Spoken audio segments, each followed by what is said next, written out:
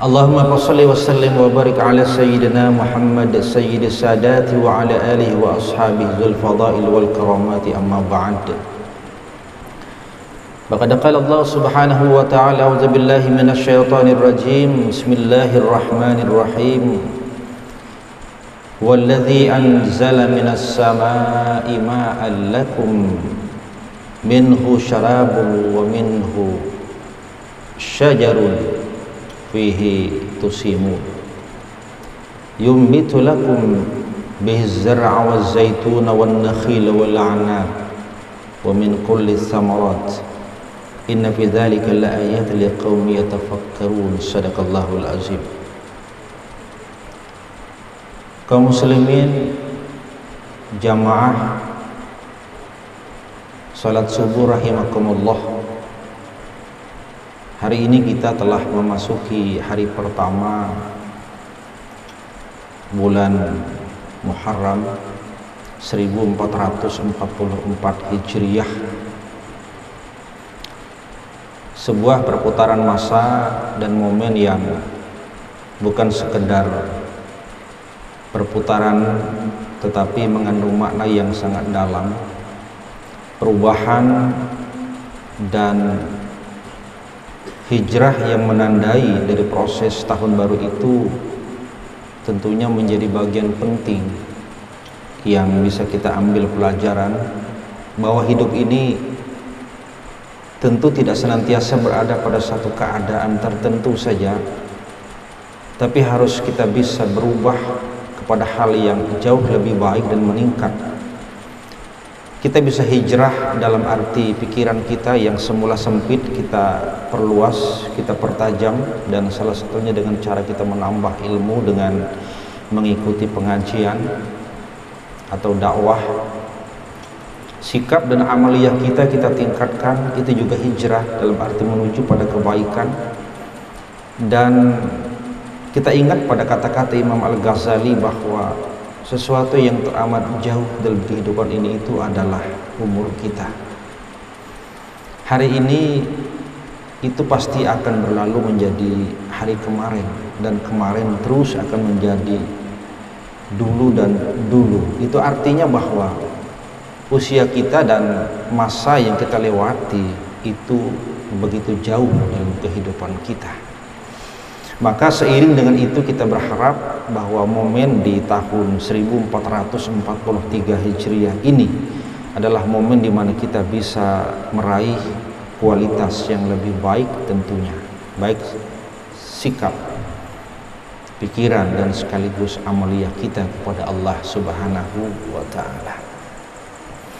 Kaum muslimin rahimakumullah, alhamdulillah setelah jeda beberapa kali pertemuan karena memang tidak bisa kita berhadir bersama di kesempatan pengajian subuh rutin kita untuk tafsir Al-Quran, di kesempatan ini kita melanjutkan pengajian kita masuk pada ayat yang ke-10 dan 11 surat An-Nahl, surat yang ke-16 yang kita bacakan. A'udzubillahi minasyaitonirrajim.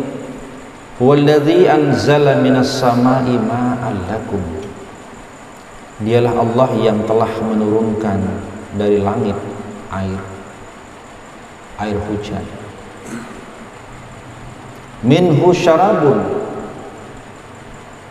yang diantaranya berfungsi untuk dikonsumsi sebagai bentuk minuman.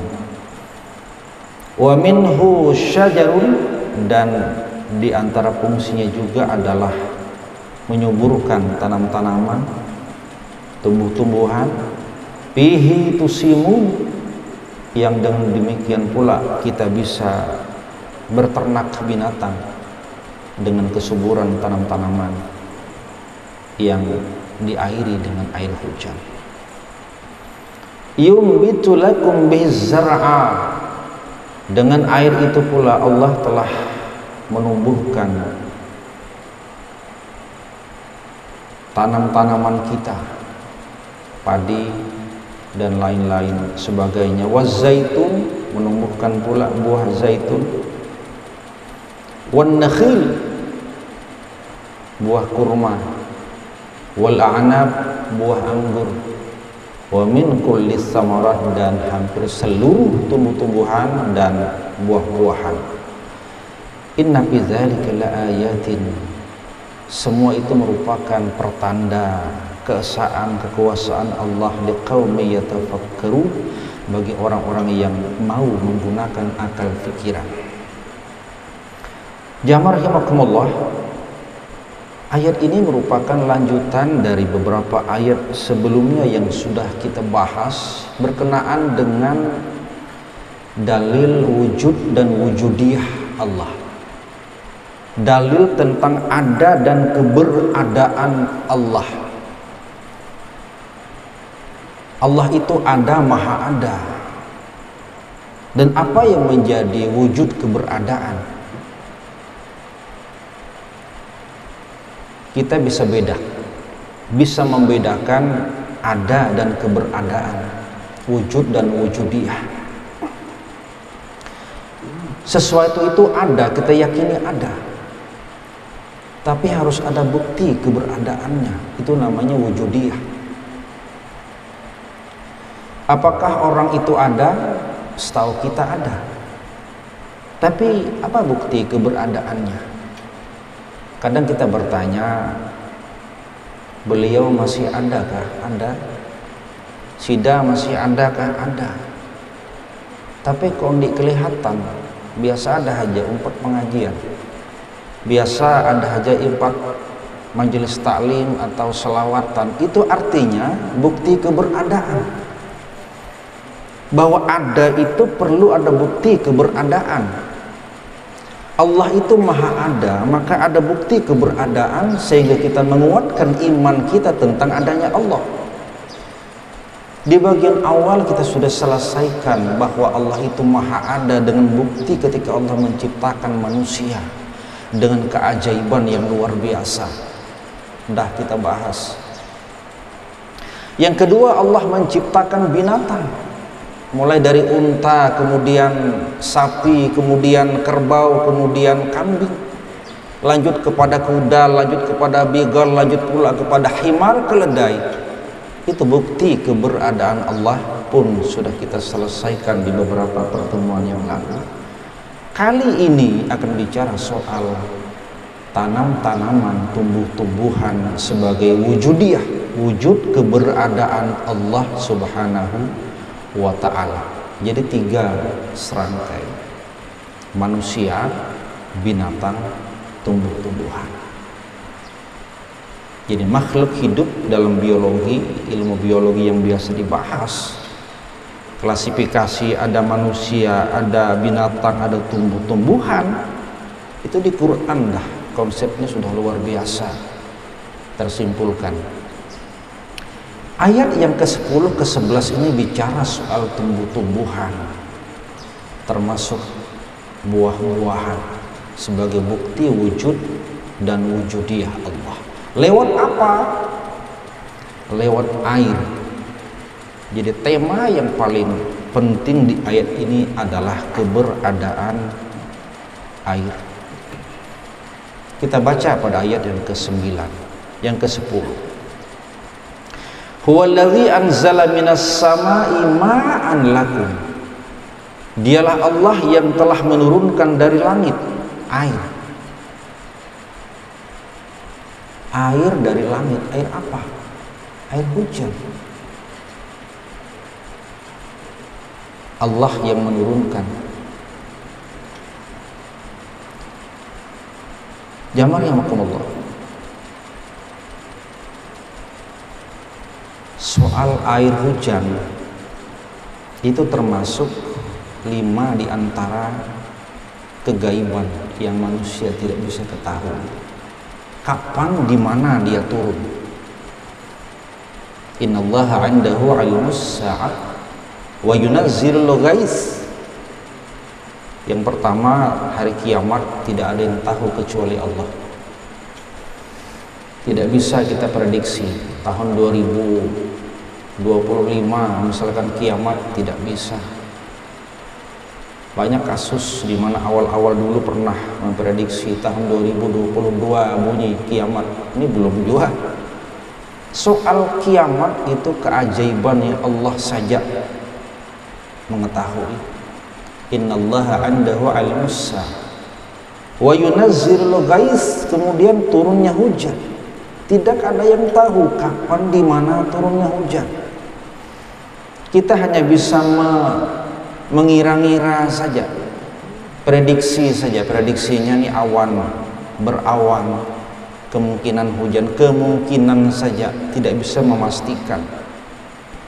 Jadi tidak salah kalau ada istilah mendung tidak berarti hujan. Ya memang mendung tidak mesti hujan, boleh jadi di Tenggarong mendung, hari ini mendung hitam awan, tapi tidak hujan. Yang hujan malah di Samarinda yang semula kelihatan cerah, karena merupakan keajaiban yang Allah saja Maha tahu kapan di mana dia turun. Jadi orang tidak bisa memastikan, dan karena itu ya mudah-mudahan kita sekedarnya saja. Kalau ada orang ingin menjadi pawang hujan, bisa menahan hujan, tapi karena ini merupakan keajaiban yang Allah saja Maha tahu, kita tidak bisa memastikan. Sehebat apapun pawang tidak bisa menolak kalau memang hujan turun di tempat tersebut. Wa ya'lamu ma fil arham, Allah juga Maha tahu apa yang ada dalam rahim ibu. Bayi yang dalam kandungan itu Allah saja yang Maha tahu, kita tidak tahu. Teknologi secanggih apapun yang bisa mendeteksi kedalaman rahim ibu tidak bisa memastikan juga. Sehatkah dia, tidakkah dia, baikkah dia, tidakkah dia, hidupkah dia, matikah dia, wallahu a'lam. Allah saja yang Maha tahu. Bahkan prediksinya pun tentang kelamin, lakikah dia, perempuankah dia, memang teknologi sekarang bisa mendeteksi laki ini. Tapi kadang-kadang ada juga yang meleset. Sudah nyata kelihatan memang, tapi yang kadang-kadang tidak kelihatan diprediksi, itu kadang-kadang tidak pasti juga. Wala tadri madza taksibu ghada, hal yang juga gaib kita tidak tahu. Kita besok makan apa, hari ini mungkin bisa makan, tapi besok kita bisa tidak makan. Rezeki masih ada nih, Allah yang Maha tahu dengan rezeki kita. Masih bisakah kita bekerja seperti hari ini, besok atau tidak? Masih dapatkah sesuap nasi seperti hari ini, besok atau tidak? Allah yang Maha tahu. Rezeki Allah yang Maha menentukan, dan Allah Maha tahu. Kita hanya berkewajiban untuk mencari dan berusaha saja. Wala tadri nafsun bi ayyi ardin tamut, juga kita tidak tahu kapan di mana kita bakal wafat, kita bakal meninggal dunia. Ada orang bakal hendak berniat, aku hendak mati, hendak wafat di Mekah, naik haji dengan niat mudah-mudahan namunnya wafat, meninggal di Mekah. Bahada berangkat sehat, pulang balik, tahu-tahu meninggal di kampung halaman. Tidak ada yang tahu. Bahwa keajaiban soal di mana dan kapan orang wafat atau meninggal itu hanya Allah yang Maha tahu.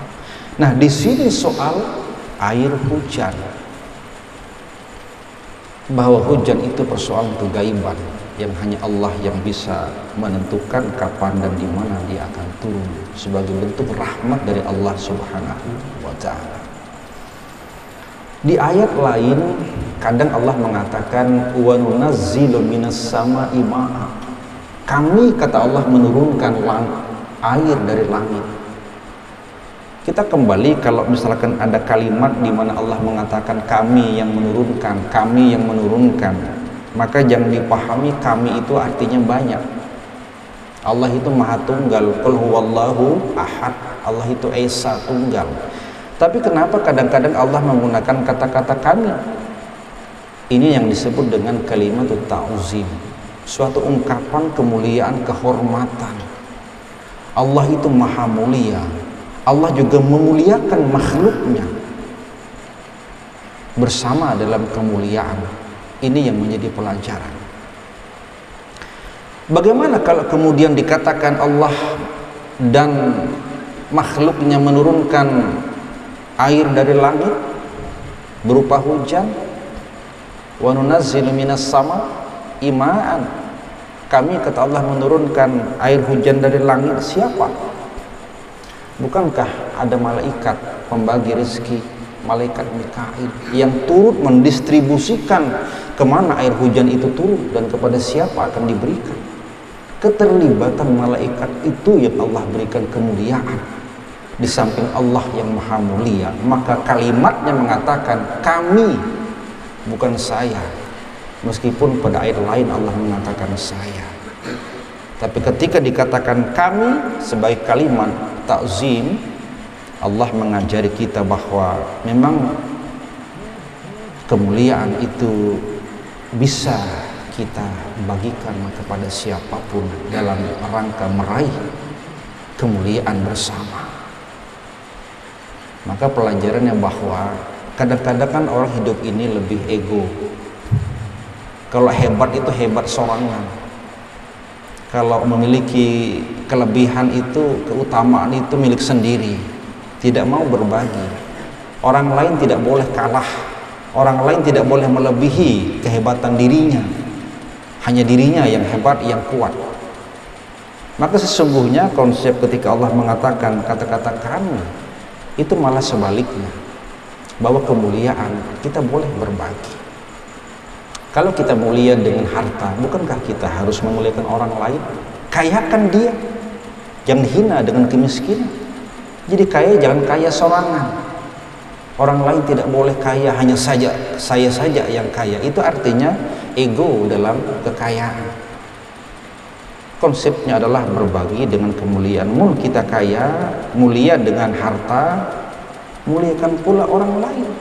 Beri harta kepadanya agar kemiskinan hilang dari sisinya, agar dia tidak lagi menjadi hina dengan kemiskinan yang dia miliki.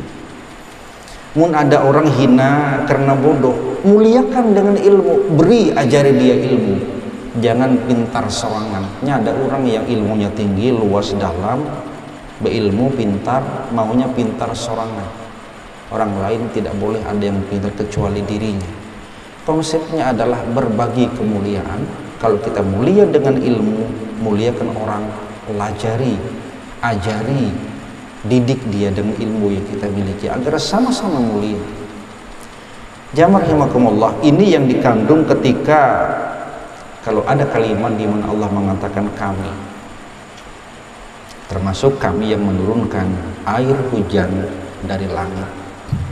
Karena Allah mengajari, bukankah ada malaikat yang turut serta mendistribusikan nikmat Allah berupa air itu ke tengah-tengah kehidupan manusia. Jamaah rahimakumullah, cuman kadang-kadang dilema ketika hujan itu turun. Hujan salah, tidak hujan salah. Hujan becek, jemuran tidak kering. Jalan di mana-mana banjir. Ya hujan. Tidak hujan salah juga. Panas, kering. Bagaimana cara kita bercocok tanam? Tidak ada pengairan, tidak ada air. Salah juga. Itulah manusia dalam kekeluh kesahan serba salah. Jamaah rahimakumullah, Allah yang menurunkan dari langit itu air lakum, untuk kita. Apa yang menjadi fungsi dari air yang Allah turunkan menjadi air hujan yang turun ke permukaan bumi? Minhu syarabun, itu sebagai minuman kita. Maka air hujan itu suci dan boleh untuk mensucikan. Jadi kalau kita masuk ke dalam ranah fikihnya, salah satu di antara air yang suci dan mensucikan ialah air hujan. Ini ada 4. Air itu ada yang suci mensucikan, ada yang suci tapi tidak mensucikan, ada air musyammas yang kena matahari, ada air mutanajis yang kena najis. Yang pertama, air suci mensucikan. Ini ada 7. Mudah-mudahan nanti dalam fikih dilanjutkan. Air suci mensucikan. Suci karena memang materinya suci. bukan air najis. Ini salah satunya air hujan. Suci, boleh diminum, minum langsung. Bahkan dalam beberapa informasi, orang bisa minum air hujan langsung, itu malah lebih sehat. Langsung dari atas, ya, tampung atau minum, ya, air hujan. Suci, diminum, dan sucikan, bisa buat mandi, membersihkan diri, berwudu, menghilangkan hadas kecil atau bahkan hadas besar dengan air hujan. Yang kedua, air sumur. Air sumur suci dan mensucikan. Bisa kita minum dari air sumur atau digunakan untuk kita bersuci, hadas kecil, hadas besar. Yang ketiga, air sungai. Air sungai. Yang keempat, air laut. Meskipun asin, suci, mensucikan. Tidak minum air laut, silahkanlah, tapi asin, tapi suci aja. Dan mensucikan, bisa digunakan untuk berwudu.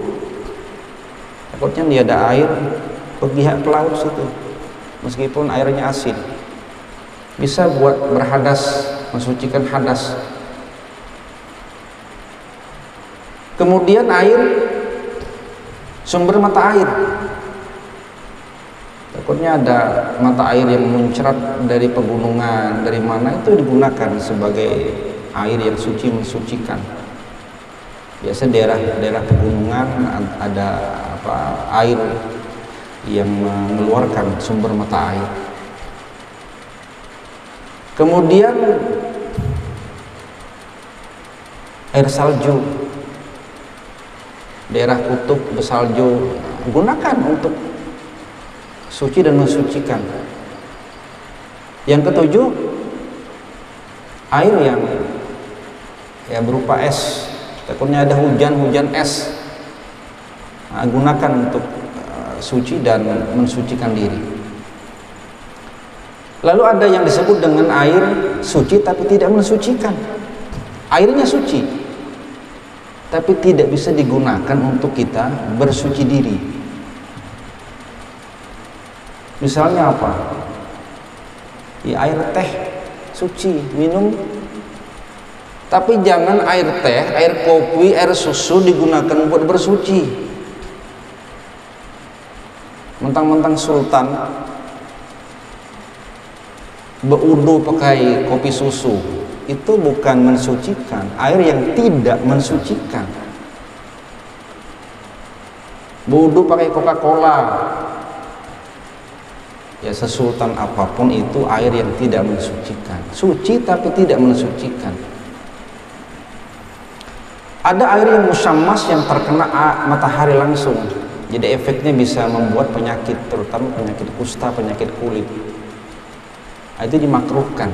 Jadi makruh kita ada air di ember kena matahari, terjemur, panas kan itu makruh digunakan untuk etam bersuci.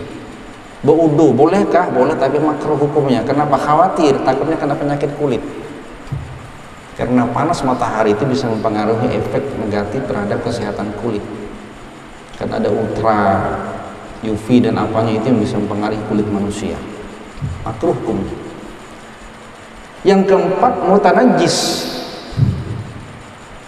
Ini air yang tidak suci dan tidak bisa digunakan untuk bersuci, namanya air najis.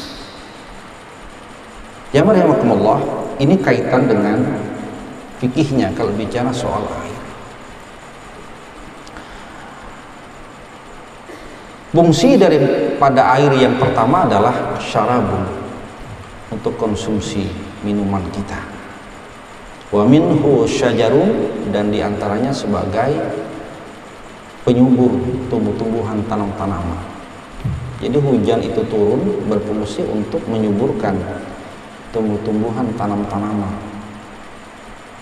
Bihi tusimun, yang dengan itu kemudian binatang ternak kita kan bisa makan tumbuh-tumbuhan yang tumbuh dari air yang turun dari hujan yang berasal dari langit. Yumbitu lakum bizar'a, juga menumbuhkan percocok tanaman kita. Wa zaitun, buah zaitun. Saya belum pernah melihat buah zaitun macam apa. Wan nakhil, buah kurma. Wal anab, buah anggur. Ini buah-buahan yang istimewa yang Allah sebutkan di Quran. Luar biasa. Jadi kalau ada buah yang Quran sebutkan itu istimewa. Bayangkan, ada zaitun, ada kurma, ada anggur. Ini kan buah-buahan sultan galanya nih Pak.